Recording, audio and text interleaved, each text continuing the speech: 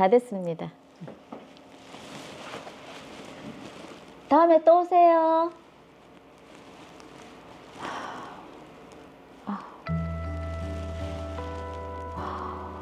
왜 이러지? 요즘 자주 어지러운 것 같은데. 괜찮겠지?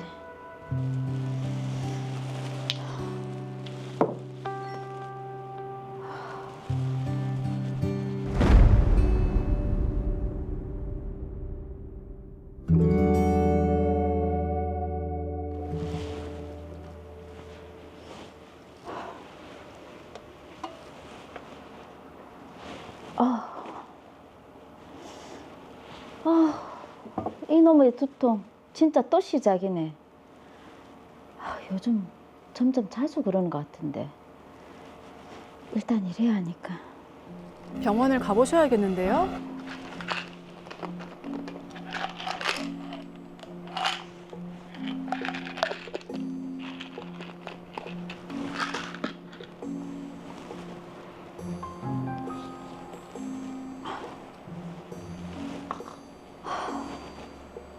오늘 진통제는 좀 효과가 있어야 할 건데.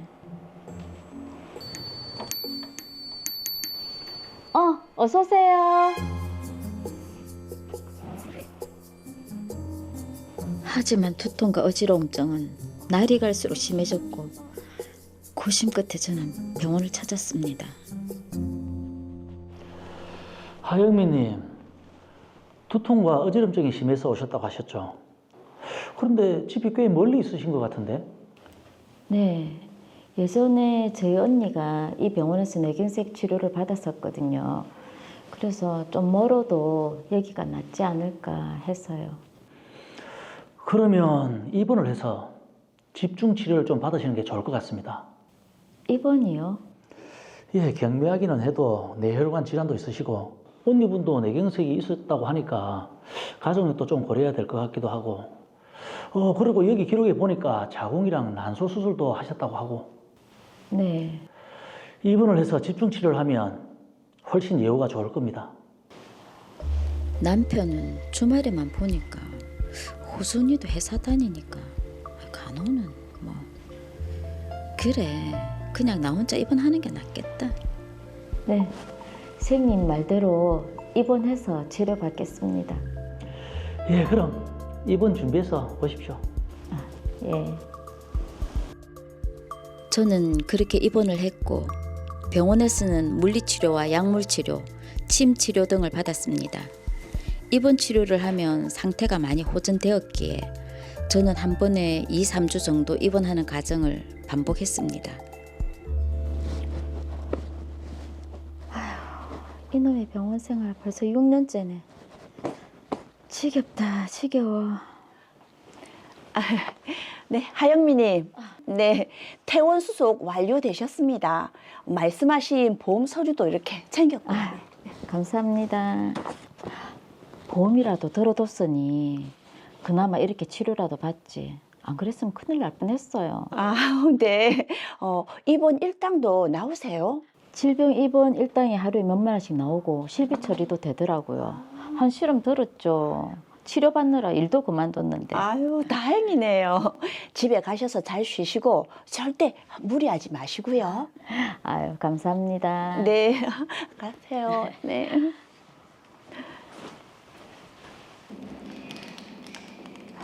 네. 제가 하영미 맞는데요? 네? 보험사에서 저를 보험 사기로 고소했다고요? 아니, 왜요? 이유가 뭔데요? 불필요한 입원을 반복하셨다고 하네요. 자세한 건 고소장을 보면 알 거고 서에 나오셔서 조사를 받으셔야겠습니다. 조사요? 일단 알겠습니다.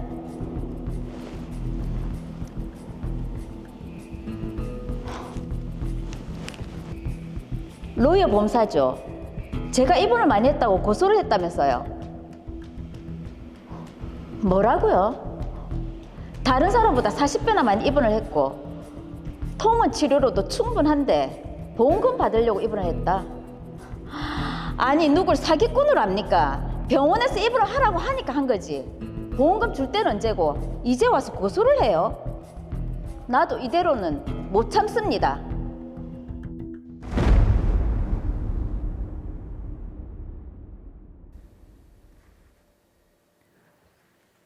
네, 보험금을 청구해서 그동안 다 받아왔는데 이제 와서 좀 입원을 너무 많이 했다라면서 고소를 당했네요. 참 황당하실 것 같습니다. 네, 뭐 하영미 씨 입장에서는 뭐 그럴 법도 한데요. 보험사의 주장은 또 다릅니다. 네. 보험사 입장에서는 충분히 통원 치료가 가능한데도 불구하고 입원 일당 보험금 등을 타낼 목적으로다가 불필요한 입원을 했다라는 주장인데 그 근거로 든 것이 그 질환에 우리나라 평균 환자의 입원 일수보다 무려 40배나 더 입원을 했다. 네. 요거를 근거로 들고 있는데 과연 무엇이 진실일지는 한번 따져봐야 될 것 같습니다. 자, 그렇습니다. 보험사에서는 지금 입원 일수가 많다는 이유로 하영미 씨가 보험 사기를 저질렀다 이렇게 이제 본 것 같은데 한세영 변호사님 어떻게 보셨습니까? 네, 그렇습니다. 우리나라에서는 보험 사기를 규제하기 위해서 보험 사기 방지 특별법을 별도로 규정하고 있는데요.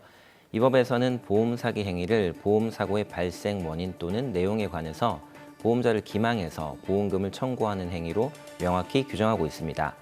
이는 보험금을 부당하게 취득하기 위해 의도적으로 보험회사를 속이는 모든 행위를 포함하는 포괄적인 정의라고 볼 수 있겠습니다. 자, 그럼 만약에 하영미 씨가 지금 보험 사기로 인정이 된다면 처벌은 어느 정도나 될까요? 네, 보험사기 방지 특별법은 보험 사기로 보험금을 취득한 자를 10년 이하의 징역 또는 5천만 원 이하의 벌금에 처하도록 규정하고 있습니다. 네. 거기다가 상습으로 보험 사기를 하면 2분의 1까지 가중하도록 되어 있습니다. 만약 보험 사기 이득액이 50억 원 이상이면 무기 또는 5년 이상의 징역에 처하고 사기 이득액이 5억 원 이상, 50억 원 미만이면 3년 이상의 유기징역에 처하도록 하고 있습니다. 그러면 그게 사기 의도가 있었다 없었다 이거는 어떻게 판단합니까? 네, 사기 의도는 고의성을 말하는데요. 환자 스스로 나는 사실 입원할 필요가 없다는 것을 알면서도 보험금을 타낼 목적으로 입원을 감행했다는 점이 인정되어야 합니다. 네. 그런데 신이 아닌 이상 마음속에 있는 의도 그 자체를 밝히는 것은 불가능합니다. 그렇죠. 네, 때문에 수사기관은 여러 가지 간접적인 사실로 고의성을 추론합니다. 마음속의 의도를 그대로 읽어낼 수 있는 간접적인 사실 어떤 게 있을까요? 네, 예를 들어서 단기간에 여러 병원을 돌아다니면서 입원하는 메뚜기 환자 행태나 보험금 지급 한도인 180일이 되기 직전에 퇴원했다가 다른 병명으로 다시 입원하는 패턴, 네. 또는 입원 기간 중에 병원을 무단으로 자주 비우거나 의사에게 증상을 실제보다 훨씬 심한 것처럼 과장하는 행위 등이 고의성을 입증하는 정황 증거로 활용될 수 있습니다. 자, 어쨌거나 이 사건에서는 보험사가 지금 하영미 씨의 입원이 불필요했다고 보고 있는데 그 근거는 뭔가요? 네, 제가 사건을 좀 더 확인해 봤는데요. 보험사는 통계와의 극단적인 차이를 주장했습니다. 네.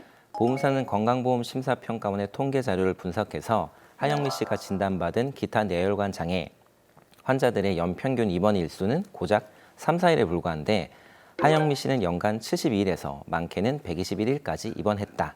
이는 평균의 40배에 달하는 비정상적인 수치다라고 주장을 했습니다. 네, 그러게요. 사실 평균에 뭐 2배, 3배 정도면 이해가 가지만 지금 40배라고 하니까 얘기를 들어보니까 매우 설득력이 있는 것처럼 들리는데 또 다른 뭐 근거가 있습니까? 네, 다음으로는 치료 내용의 비특이성을 지적했습니다. 네. 총 입원일이 718일에 달하는데 그 기간 동안 특별한 수술이나 중대한 시술을 받은 기록이 없고 물리치료, 약물치료, 침치료 등 통원치료로도 충분히 가능한 통상적인 보존적 치료뿐이었다는 것입니다. 네. 그러니까 입원해서 받은 치료가 통원치료와 질적으로 다르지 않다면 굳이 입원할 필요가 없다는 논리입니다. 그리고 보험약관을 악용한 계획적인 입원이라는 의혹도 제기했습니다. 보험 약관을 악용을 했다는 말은 약관이 규정되어 있는 계약 내용인데 그걸 어떻게 이용해서 입원을 하죠? 네, 하영미 씨가 가입한 보험은 하나의 질병당 입원 일당 지급 한도가 정해진 보험이었는데요. 보험사에서는 입원 내역을 분석해서 기타 뇌혈관 질환으로 입원해서 치료를 받다가 퇴원하고 얼마 지나지 않아 기타 추간판 장애, 즉 허리 디스크로 다시 입원하는 패턴이 반복되는 점을 발견했습니다. 이것은 두 질병이 공교롭게 번갈아 악화된 것이 아니라 보험금 지급 한도를 초기화시키고 계속해서 보험금을 타내기 위해서 의도적으로 병명을 바꿔가면서 입원한 계획적인 사기라는 주장이었습니다. 네. 이런 부분들이 바로 사기의 고의가 있었다라는 주장의 핵심 근거였습니다. 네, 하영미 씨 입장에서는 일단 뭐 위축될 수밖에 없는 그런 상황인데, 자, 그런데 이 평균 입원 일수라는 그 기준이요, 모든 환자들에게 획일적으로 적용될 수 있는지 이게 좀 애매하지 않나요? 네, 정확한 지점을 짚어주셨습니다. 보험사의 주장은 그럴듯해 보이지만 여기에는 통계의 함정과 의료의 특수성을 간과한 치명적인 맹점이 있습니다. 네. 법원 역시 같은 질병이라도 환자마다 질환의 정도는 모두 다를 수밖에 없기 때문에 질병의 종류에 따라서 획일적으로 평균 입원 일수를 적정 입원 일수로 정할 수는 없다고 명확히 판시한 바가 있습니다. 예. 네, 사무장님, 20대 건강한 청년의 허리 디스크와 하영미 씨처럼 60대 고령의 고혈압, 당뇨, 고지혈증 등 여러 기저질환을 앓고 있는 환자의 허리 디스크가 같을까요? 당연히 다르죠. 사람의 그렇죠. 신체는 평균에 부합하지 않습니다. 우리나라 평균 남성의 키가 170 넘지만 전 168이거든요. 뭐 어쨌든 우스갯소리긴 하지만 그래도 이게 20대랑 60대는 완전히 다르죠. 그럼요, 예. 네, 맞습니다. 회복 속도도, 통증의 정도도, 합병증의 위험도 완전히 다릅니다. 이 평균이라는 잣대는 이런 개별성을 완전히 무시하는 것입니다. 그렇죠.